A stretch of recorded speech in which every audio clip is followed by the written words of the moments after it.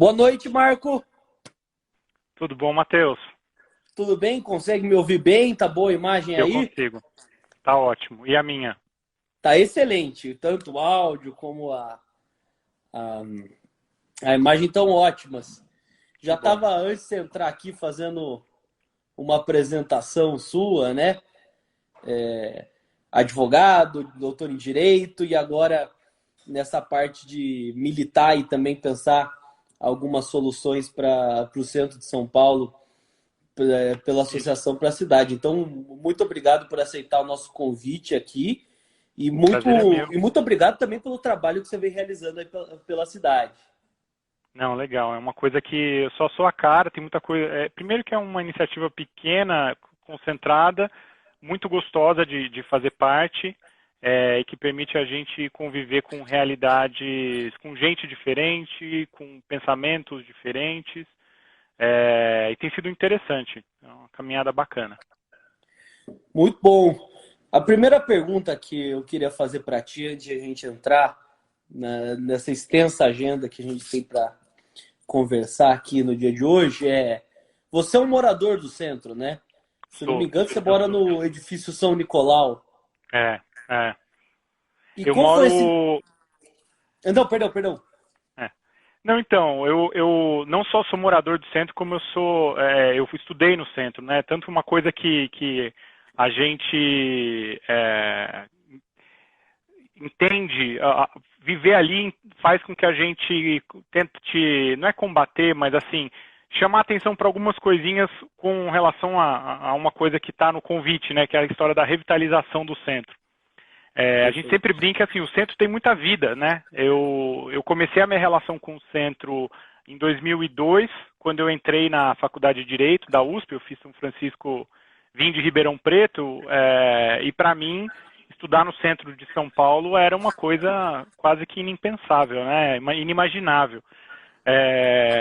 Morava no Paraíso na época, pegava o metrô, e é onde eu comecei a me deparar novo, né? Eu tinha acho que uns 18 anos de idade, com um espaço tão rico, tão plural, né? Como eu tinha dito no começo, com tanta história, né? Cada esquina, a gente tinha uma trovinha na faculdade que fala em cada canto do largo eu deixo o meu coração, né? A gente, cada coisa que a gente tem, que tropeça no centro de São Paulo tem uma história por trás. E desde então, eu terminei a faculdade em 2006, fui abrir meu escritório e fui para o centro. Então eu comecei a advogar ali na rua Riachuelo, atrás da faculdade de Direito, e desde então eu nunca deixei de fazer coisas no centro de São Paulo. E depois da Riachuelo eu ainda fui para Líbero Badaró, ali no edifício que fica ao lado do Otton. Uhum. Tive um escritório lá por uns 4, 5 anos. E aí, quando eu estava advogando lá, um grande amigo meu, o Pedro Souza, veio com essa. Ele morava já. Primeiro ele morou ali no Santa Virgínia, se eu não me engano, ou no Santa Rita, eu não lembro. E ele falou assim, cara, mudou para o Intercap, que é um prédio vizinho ao meu. E aí Perfeito. ele falou assim, cara, tem um prédio, um apartamento do lado do meu que eu queria comprar. Mas eu acabei de ir pro meu aqui, o apartamento dele é maravilhoso, eu adoro. Mas eu não vou ter condição de fazer e eu quero que um amigo meu more lá. E ele falou, tô falando com duas pessoas, tô falando contigo e falar com o Renato, que era um outro amigo dele. E eu não estava nem imaginando, eu falei, imagina, não tinha nem 30 anos de idade, eu falei, putz, não tem condição, mas beleza, vou ver. E aí eu fui até o apartamento, eu me encantei pelo prédio, eu já passava ali, eu gosto muito de caminhar, né? E caminhar pelo centro de São Paulo é muito gostoso também. Uhum. Aí eu entrei no prédio, olhei aquilo ali, o pé direito do hall é gigantesco, né? E aí eu fui pro apartamento. Me encantei, o apartamento estava completamente detonado, abandonado. E aí, mas eu me apaixonei por duas coisas. Primeiro, na verdade foram três, né? O pé direito. Meu apartamento tem um pé direito de 3,90. Então dava quase para fazer 2 apartamentos dentro dele. O segundo é a vista, né? Eu tenho a vista para a Praça da República, que é tombado, então vai ficar aquilo ali para sempre. E o terceiro é o fato de morar no centro de São Paulo, que naquela época, isso foi 2013, quando eu falava isso para as pessoas, primeiro era cara de terror, né? Falei assim, o que aconteceu de errado na sua vida para você acabar na Praça da República? E em qualquer lugar que a gente vá no mundo, o centro é o ponto de referência para você construir a tua relação com a cidade. E aí foi daí que eu parei no prédio, o prédio estava bastante abandonado. Eu fiquei 9 meses... de 48, né? De 48. A gente completou... Ele começou a ser habitado no final de 49, e a gente completou 70 anos de história agora, né? E eu tô síndico lá faz 4 anos. Já vamos entrar nos seus trabalhos de síndico. Mas apesar de a gente ter uma relação muito afetuosa com o centro, ter a certeza que os melhores projetos arquitetônicos da cidade estão instalados ali, a gente vê uma degradação muito forte na região, com uma série de problemas, e isso não vem do dia de hoje, a gente já vê esse problema sendo acumulado há décadas. Por que você acha que o centro entrou nessa rota de decaída nesses últimos 30, 40 anos? Eu acho que assim, a gente tem que pontuar algumas coisas que são importantes para fazer um debate bacana sobre aquele espaço, né? Primeiro, aquela que eu falei, o centro é vivo, o centro ele tem uma coisa que a gente costuma querer, toda vez que a gente vai começar a conversar sobre alguma questão no Brasil, a gente tenta evitar, que apesar de falar dela, a gente não quer resolvê-la, que é a nossa desigualdade social e de renda, que é pornográfica, né? Então, e o centro, ele espelha um pouco isso. Quer dizer, ele é talvez o melhor lugar na cidade em que você consiga conviver com uma série de estratos sociais a partir do mesmo lugar. É a pessoa que frequenta o restaurante, é o cara que compra coisa na banca, é o morador de rua que está ali pedindo dinheiro ou dormindo na rua, que você tem que conviver, e gente que vive num apartamento de 300 metros quadrados, de 200 metros quadrados, muita atividade comercial. Então, a primeira coisa é isso. A gente tem no centro um espaço de convivência com a desigualdade social e de renda que a gente tem no país, quase único. E talvez por ter isso e por ser uma experiência da nossa história, né, as políticas de expansão da habitação em São Paulo, elas sempre foram para as fronteiras, seja para os estratos mais ricos ou para os estratos mais pobres. Você pega, por exemplo, a cidade de Tiradentes, construída a 30 quilômetros do centro, os subúrbios. Exato. Então, para essas duas coisas, a gente tem assim, a forma de você melhorar a habitabilidade é você expulsar as pessoas da região central. Então, a gente tem os Jardins e a cidade de Tiradentes. A gente tem a Berrini e o Grajaú. A gente tem o Morumbi e Paraisópolis. Então, porque a gente tem dificuldade de conseguir, na minha opinião, né, concatenar coisas no mesmo espaço que já existe. Então, a gente sempre quer fazer o novo, quer criar a nova Faria Lima, quer criar e vai para os rincões, sendo que a gente tem um espaço com infraestrutura, que é o centro de São Paulo, e que pode ser melhor utilizado. Então, voltando ao que você colocou dessa questão, né, não sei se é uma descontinuidade, né, mas é um problema de descaso que o centro de São Paulo passou nesses últimos anos.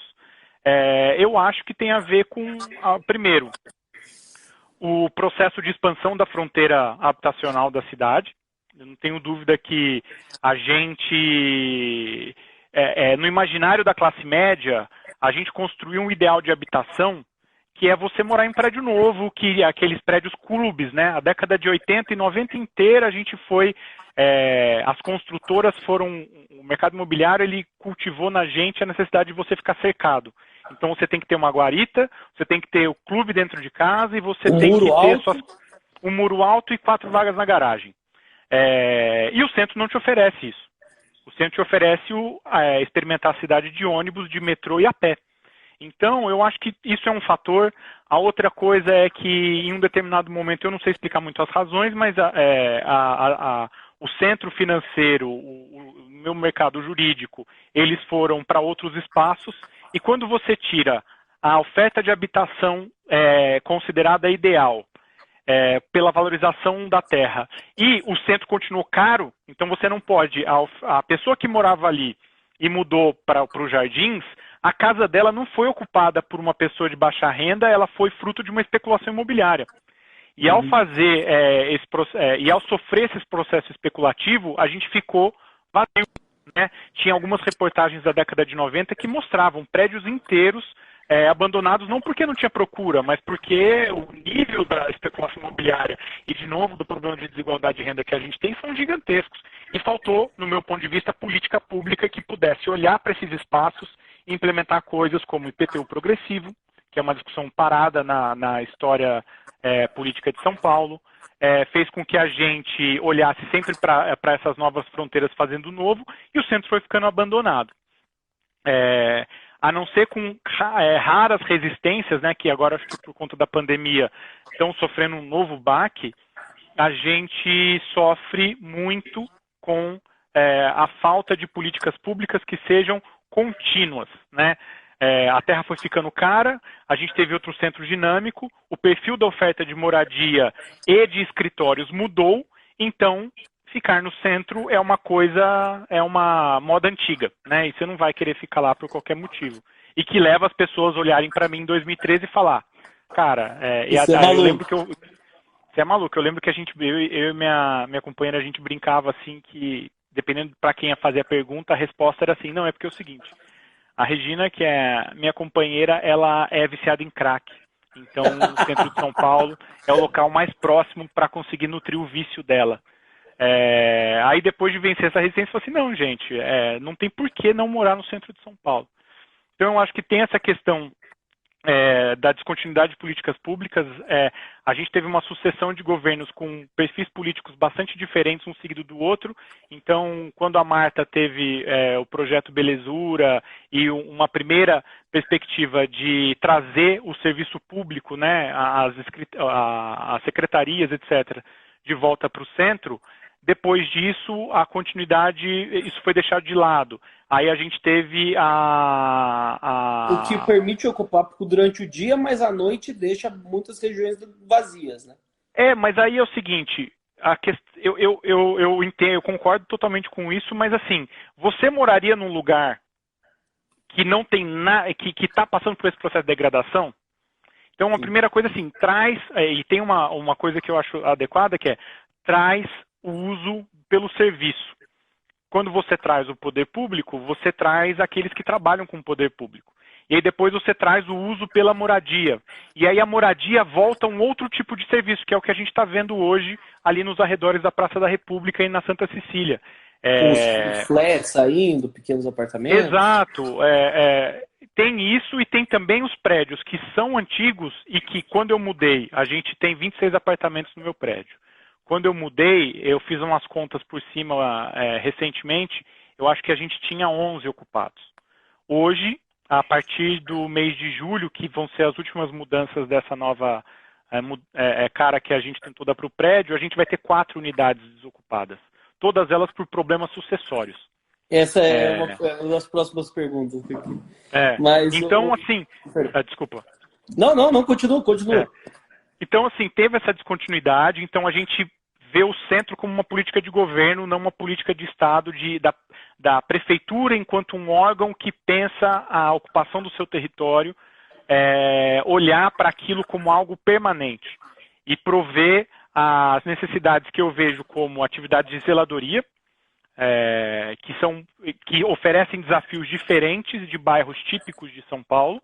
Não é a mesma coisa você colher lixo no centro de São Paulo, como é em bairros totalmente residenciais ou totalmente comerciais. Não é a mesma coisa você fazer isso quando os postes que iluminam a rua são tombados. Entendeu? Então você tem um nível de articulação do poder público que não chega na ponta. Então é muito mais fácil.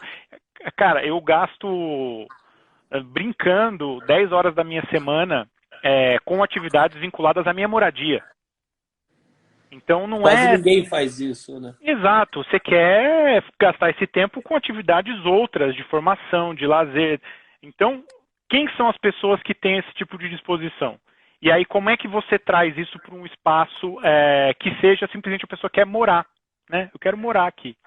Então, eu acho que teve esse processo de descontinuidade, teve muito, eu acho, o fator da especulação imobiliária, e essas questões de direito sucessório. Eu acho que tem muito problema com apartamentos que estão desocupados por conta de brigas homéricas de família que não conseguem dividir aquilo.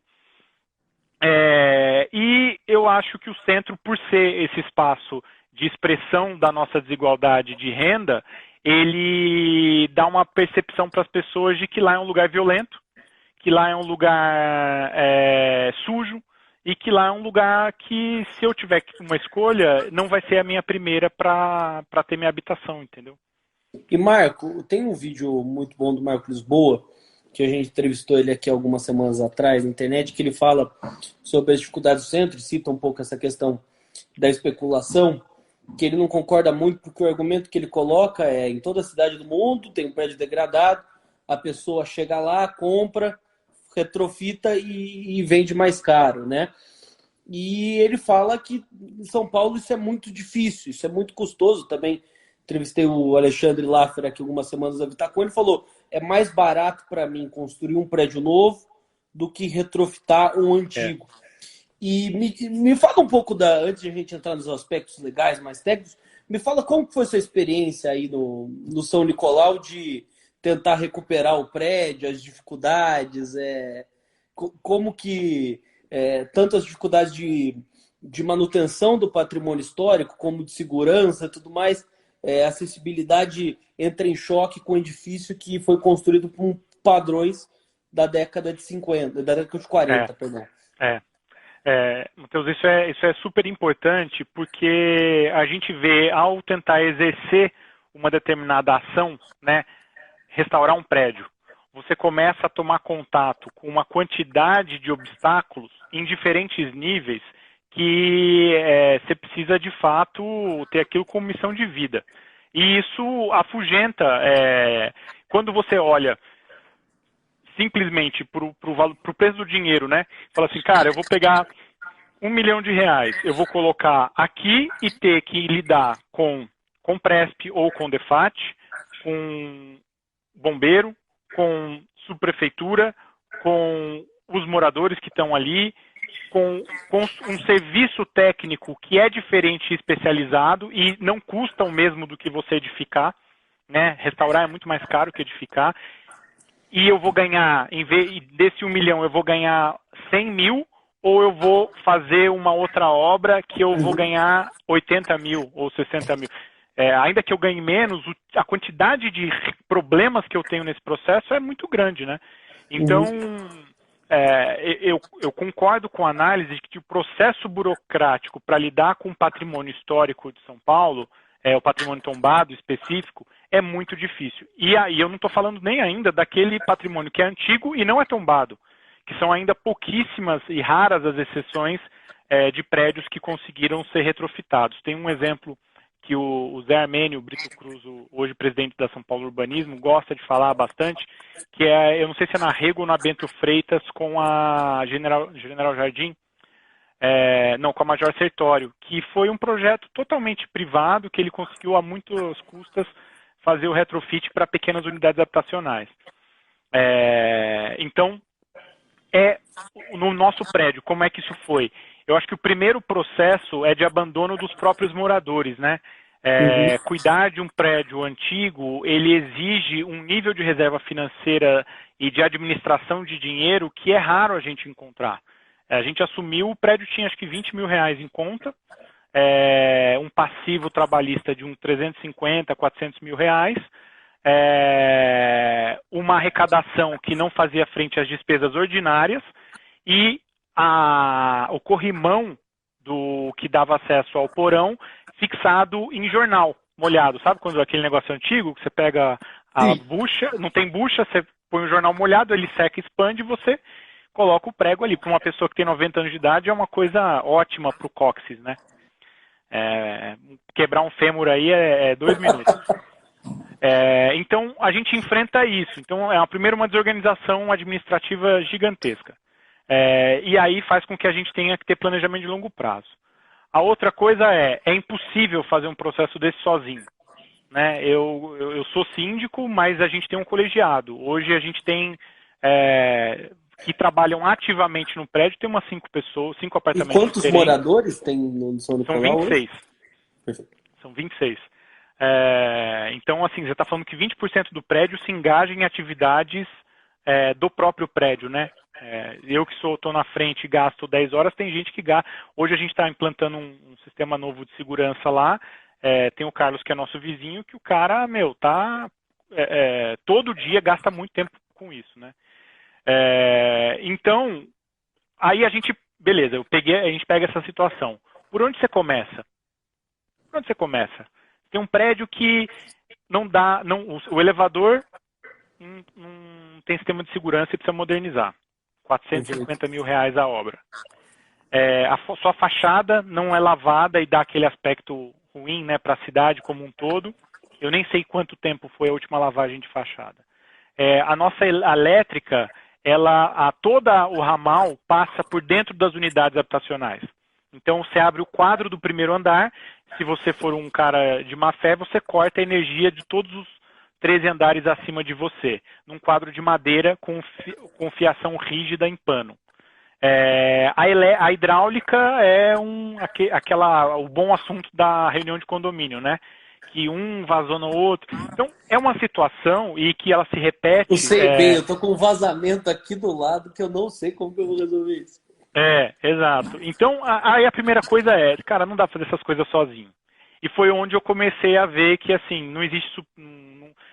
na eleição, né, a gente tinha um problema muito grande com o antigo síndico.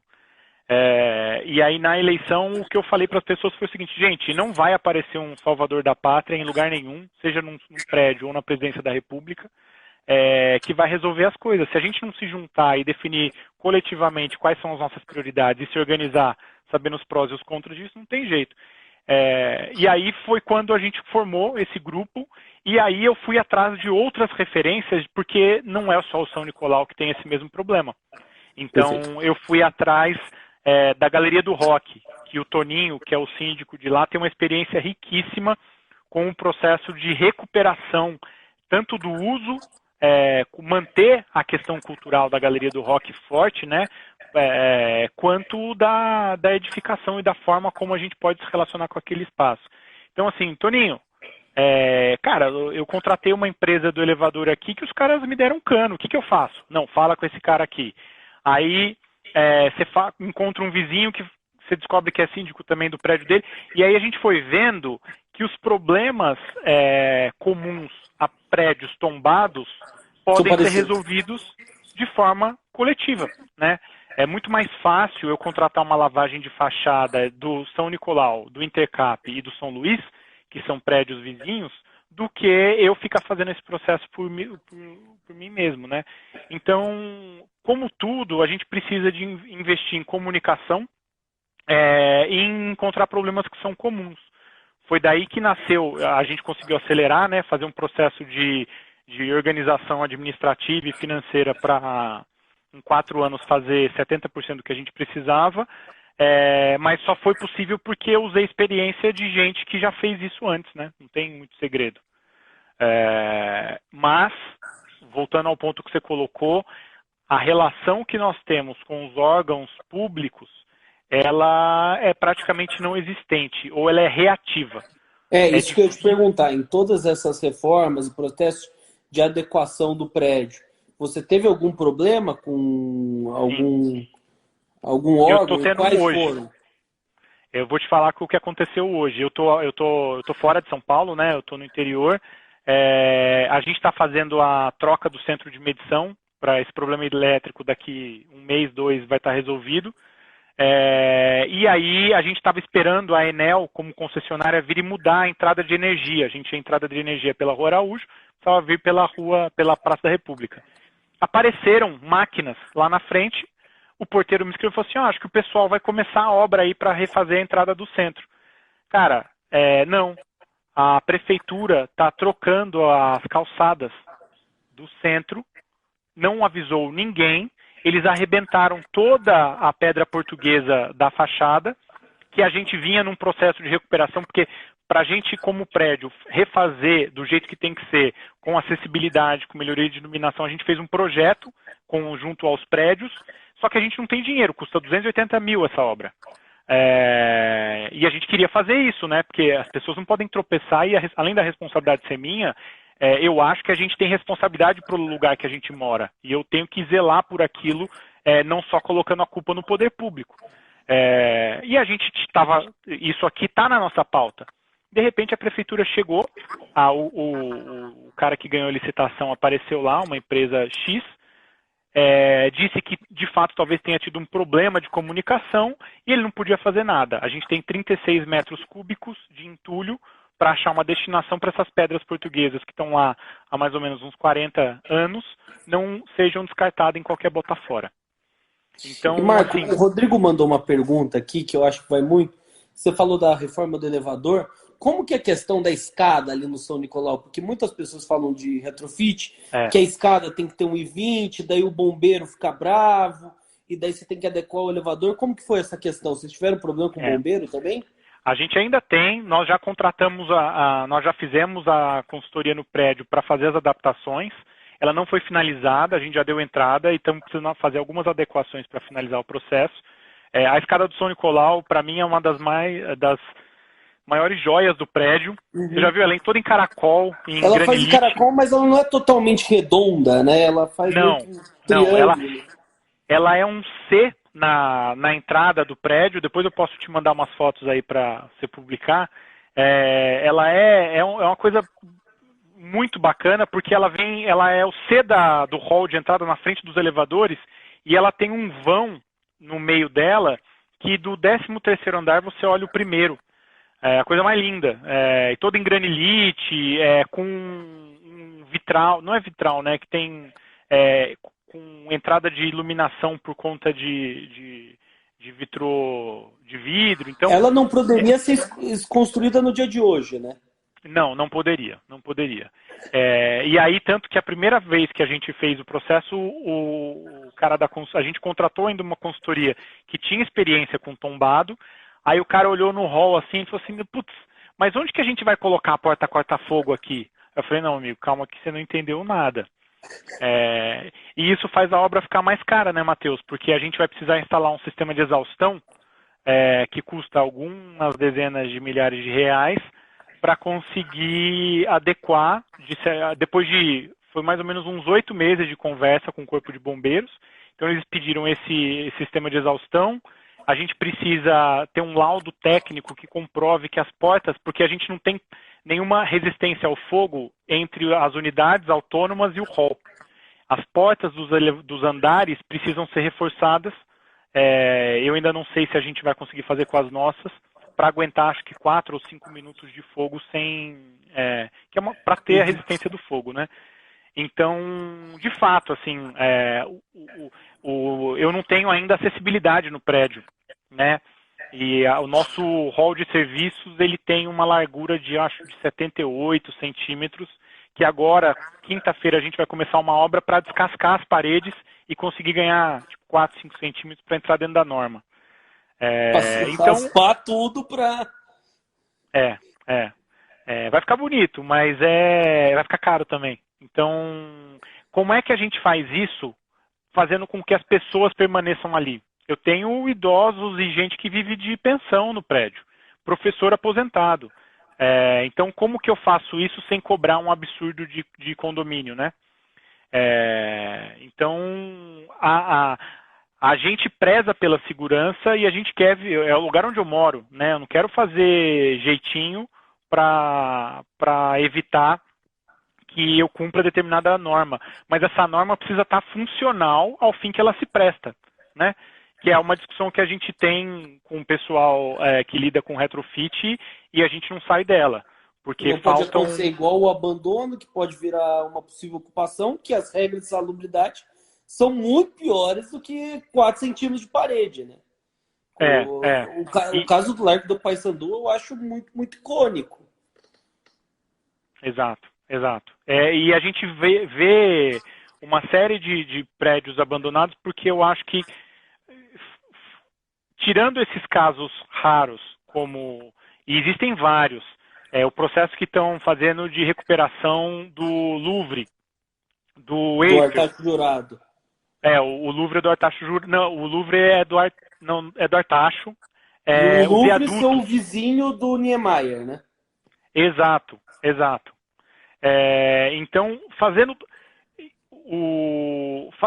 tudo isso, cara, em vez da gente ter o apoio, né, chegar lá e falar, tá acontecendo isso, é sempre, não pode, não dá, os tempos são muito demorados. A gente está fazendo agora a reforma do telhado do prédio.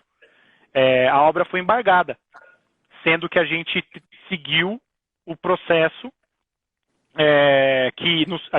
eu sou advogado, eu atuo um pouco com direito urbanístico, a minha sócia que é responsável por isso, mas eu entendo um pouco pela minha prática. Mas a gente tentou fazer tudo dentro da legislação, de repente aparece um fiscal da prefeitura no horário de almoço, fala, tá faltando documentação na obra, multa, R$7.000. Aí depois ele aparece lá de novo falando, não, isso aqui não é reforma, isso aqui é obra estrutural, que a gente está trocando o telhamento. Uhum. Embargo. A gente atrasou a obra da unidade e também onerou o prédio em quase R$20.000 numa história dessa. Porque aí você tem que contratar a gente. Então, é tudo feito como se para não funcionar, sabe? Isso que é o mais triste. E aí, nesse processo todo, que a gente tenta dar vida para a associação, né? Que tentar esse debate síndico a síndico, além de ser desgastante e pouco fluido, ele é infrutífero, cara. Eu não vou... não existe Don Quixote na Praça da República ou no centro de São Paulo, né, cara? Você indo lá na porta da Câmara Municipal gritando sozinho, embargado na obra. É um absurdo. Estou tentando melhorar o patrimônio cultural da sociedade. É por aí. Então, a gente acha que essa história do tombado é muito interessante, né? Que a gente acredita que o tombamento é um ônus para o proprietário. E sempre quando você vai falar isso, o cara, isso aí é tombado, esquece isso, não sei o quê. Mas não, eu acho que a quantidade de incentivos que a gente pode utilizar, ainda que eles sejam bastante imbricados ultimamente, como a transferência de potencial construtivo, que a gente vai comentar depois. Tudo isso daí, ainda que esteja à disposição, ele é tudo aquela história, né? Por fora, bela viola, por dentro, pombo bolorento. E você citou aí, eu acho que seria legal a gente explicar e também discorrer dos problemas que o instrumento está tendo na prática sobre essa questão em relação à transferência do potencial construtivo, né? Porque a gente fala muito às vezes pensar numa sociedade tão desigual que você tenha que dar um incentivo para resolver o problema, mas parece um mecanismo muito sofisticado. O que seria transferência de potencial construtivo para quem está escutando aqui é leigo, e por que tem uma dificuldade de se utilizar isso na requalificação de muitos prédios? Tá. É o seguinte, a transferência de potencial construtivo é um instrumento de incentivo criado desde lá do Estatuto da Cidade, se eu não me engano. Se a Vivian estiver ouvindo, ela depois vai me corrigir. Mas a gente tem legislação federal e municipal já há bastante tempo que prevê um instrumento que é meio simples. Prédios edificados que sejam tombados, eles teoricamente não utilizaram todo o potencial de construir que eles teriam.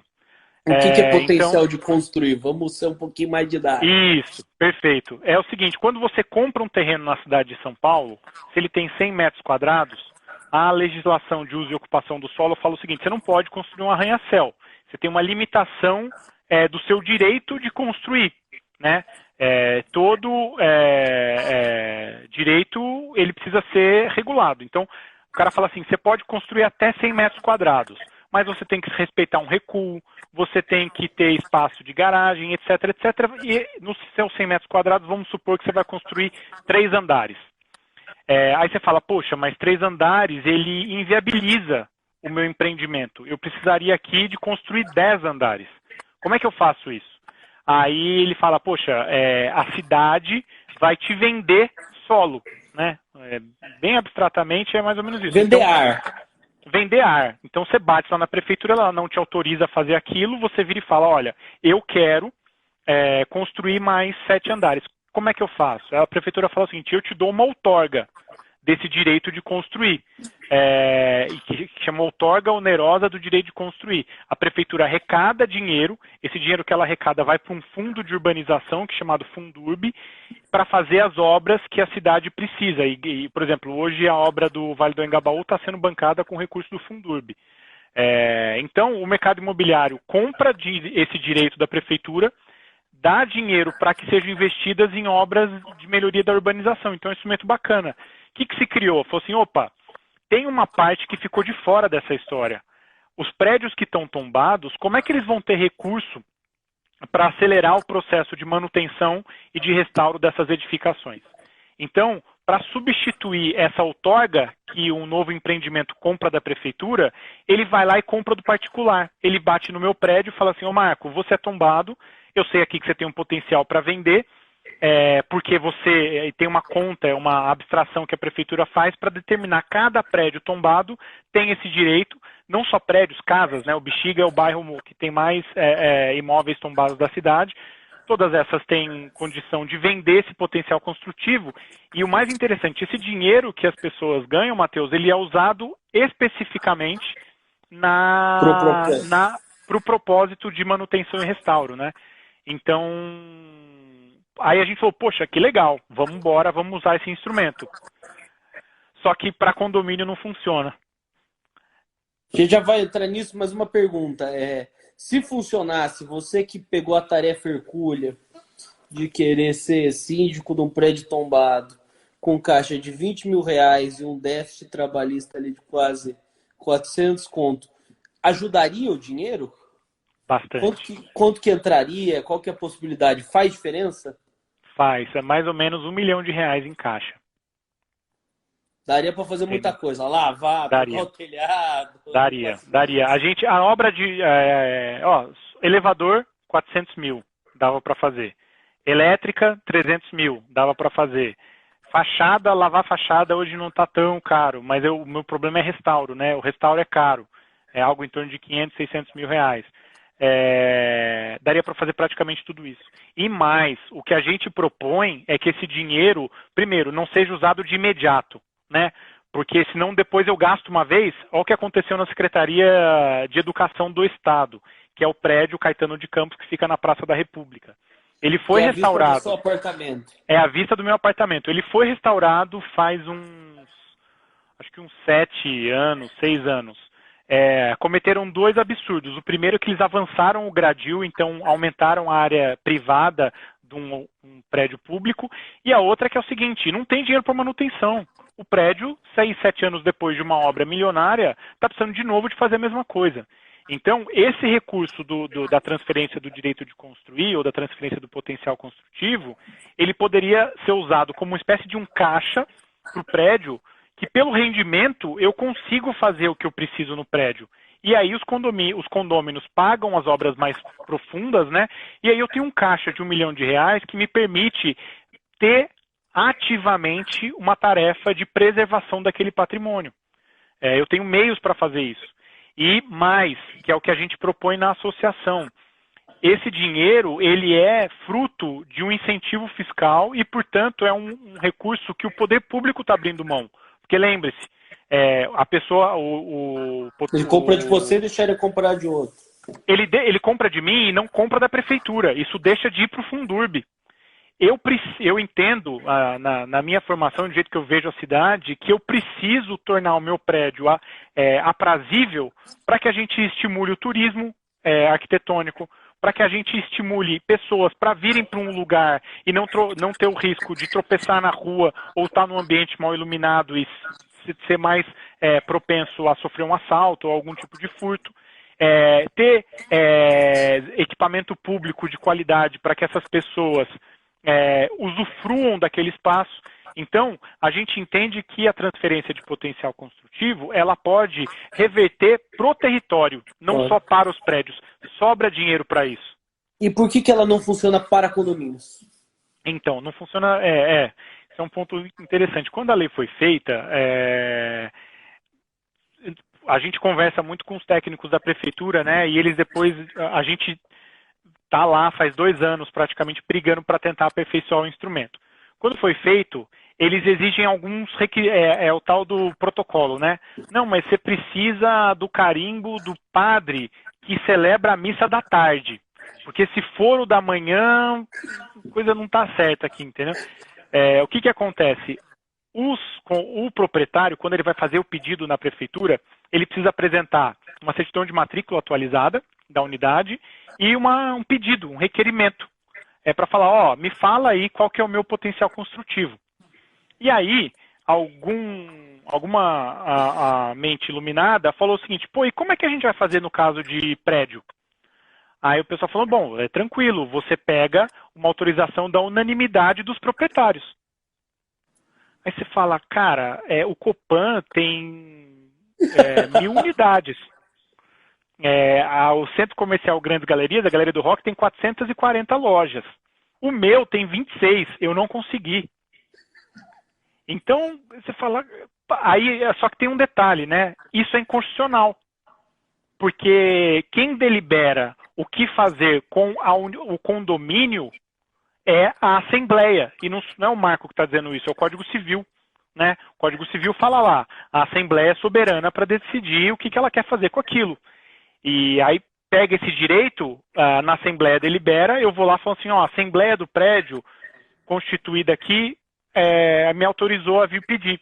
Então, peraí, um decretozinho para a exigência de um documento inviabiliza toda a possibilidade do único instrumento de compensação urbana que você tem para prédio tombado. Por um documento, por um decreto. Tem outros, é bom e importante, a gente tem a lei de fachadas, que é um instrumento pouco utilizado também, mas é possível. Mas é isso, a gente demorou, isso a gente conseguiu, nós contratamos, aí é a parte que a gente faz de advocacy e a estrutura do prédio, né? A gente contratou um parecer jurídico do professor Luiz Fernando Massoneto, professor de Direito Econômico e especialista em urbanístico da USP, contratamos, tínhamos que pagar dinheiro para o cara falar, nesse tipo de caso, é inconstitucional, isso aqui, ou seja, mais dinheiro, mais tempo, demorou 8 meses, Matheus, para a prefeitura reconhecer que, de fato, o Código Civil é mais adequado para deliberar como um condomínio tem que ser organizado do que um decreto municipal. Porque imagina você fazer uma política urbana depender da vontade de um morador num prédio de 1.000 unidades. Porque se esse cara não topar, ninguém consegue. Que a unanimidade, em 26 foi difícil, né? Então, esse é um dos problemas. A gente conseguiu alterar. Aí a outra questão que eles falam que eu preciso ter isso em 2 momentos. Quando eu peço para a prefeitura me dizer quantos metros quadrados eu tenho para transferir, então isso é um papel, Matheus. É um papel que vem escrito lá. Edifício São Nicolau, na rua tal, CNPJ tal, tem 2.000 metros quadrados de potencial construtivo. Isso é um ato que a gente já pediu para a prefeitura fazer de ofício. Eles podiam baixar o que eles têm lá, porque tem muito receio do uso do instrumento. A gente vai conversar com um monte de prédio, conselhos de pessoas que não têm familiaridade com isso, e é um instrumento sofisticado. A gente é chamado de ladrão, de invencionista, enganador, porque fala, não, imagina que a prefeitura vai dar dinheiro. Então, a prefeitura podia pegar e falar o seguinte, o Intercap, o viaduto, acho que vocês estão dando um golpe. Não, eles acham que a gente está dando um golpe. Eles acham que a gente está dando um golpe, que isso não existe. Então, a prefeitura podia se adiantar esse movimento e falar o seguinte, eu estou te dizendo que você tem esse direito. Se você quiser usar, você pega esse papel, discute em assembleia, que é o teu órgão soberano para fazer isso, e vem aqui vender. Entendeu? A gente precisa, dentro da política urbana de São Paulo, entender para quem a gente está servindo. Entender que processo de aprovação tácita seria, já está aprovado. Exato, cara. Depois vem.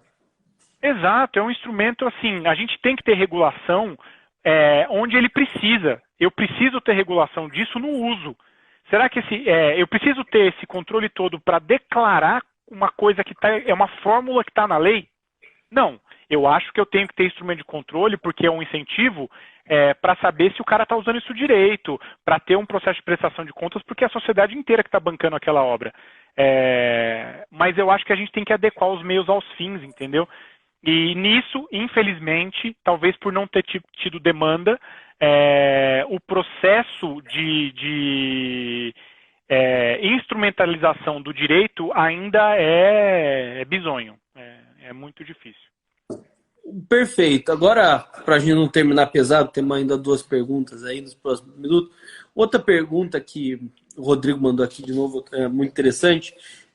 A gente vê uma série de experiências ao longo do mundo recente, nos últimos 20 anos, que começaram a dar certo para revitalizar áreas centrais que estavam degradadas. Você vê Lisboa aprovou um regime de exceção. Então, todas essas regras meio que sumiram ali para resolverem o problema, até segurança, até acessibilidade. Paris, mesmo com o Cano Hidalgo, o prefeito socialista, começou um processo de privatização muito grande de prédio da prefeitura que estava desocupado. E o mais interessante que eu acho, que foi o que o Rodrigo comentou aqui, que foi o processo de Barcelona, que antes das Olimpíadas, eles permitiram você vender uma parte de propaganda ali no prédio, porque eles precisavam adequar a cidade rápido, né? Daí flexibilizaram meio que a lei Cidade Limpa deles, que é uma coisa meio popular aqui. O que você acha desses outros instrumentos? De a gente pegar coisa que, assim, não seria dinheiro público, é apenas uma repressão de propaganda que você tem na cidade, e permitir, olha, pode vender e com esse dinheiro você faz todo o restauro da fachada do seu prédio. A experiência de Barcelona é muito positiva nesse sentido, pelas várias ondas que ela teve, Matheus. Porque é o seguinte, a primeira coisa que eles fizeram foi isso, foi assim, Santander,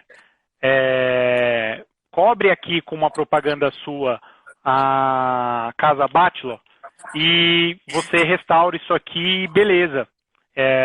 Você pode usar o espaço como propaganda. Funciona. Isso funcionou muito bem para prédios que são icônicos. E aí os caras começaram a perceber, e o Raul Justilores, que você já conversou, fala bastante bem disso num dos podcasts dele, assim, e a gente conversou um pouco disso com ele também quando fomos fazer uma gravação lá. Como é que a gente faz isso ser amplo, né? Que eu não faça isso só no Copan, no São Luís ou nos prédios que são mais conhecidos.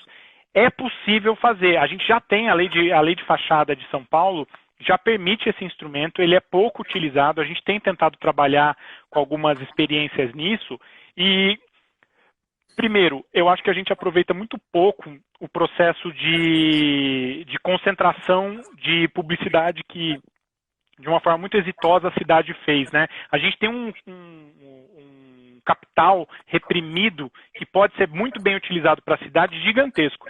E eu acho que as fachadas de prédios tombados são fundamentais. De maneira muito rápida, o que é a lei de fachadas, Marco? A lei de fachada é assim, você pode envelopar o teu prédio para usar parte daquilo como uma propaganda e o dinheiro que você arrecada com isso, você reverte para ações de restauro daquela fachada. Só que a gente teve muito poucas experiências disso em São Paulo. Um exemplo... Porque, sabe aquele prédio que fica ali do lado do no Cine Belas Artes, eu não sei como é que chama hoje, acho que é Petra, né? Que Petra ali na esquina da Consolação com a Paulista? Sim, sim. Na Paulista ainda. Eles foram envelopados numa propaganda do Banco do Brasil, se eu não me engano, ou da Caixa. Eles fizeram o restauro dos castilhos, ficou lindo o prédio. Depois eles foram autuados pela própria prefeitura eu não lembro, o Raul sabe contar essa história direitinho. Eles usaram um instrumento numa secretaria, que é a Secretaria de Cultura, e eu não lembro, tem uma outra coligada, mas eles tomaram uma fiscalização por outra. E isso ainda, eu acho que assim, falta interlocução, que é o que a gente está tentando fazer via associação com o capital interessado em fazer esse tipo de propaganda. Eu acho que o sistema financeiro, as empresas de novas tecnologias e as próprias construtoras podiam explorar melhor esse instrumento. A gente está à disposição de conversar sobre isso, mas a lei precisa ser um pouquinho aperfeiçoada, porque ela é muito limitada. É assim, se você tem uma fachada de 1.000 metros, você pode fazer a propaganda em cento e poucos. Elas têm que ter uma articulação com a fachada do prédio, como faz Paris um pouco, né? Paris você faz uma foto do prédio e dentro desse espaço você expõe a marca. Então, eu acho que nisso a gente precisa ser um pouquinho mais flexível para começar a ter experiências positivas e a partir dessas experiências positivas a gente regular o instrumento, não começar pelo fim.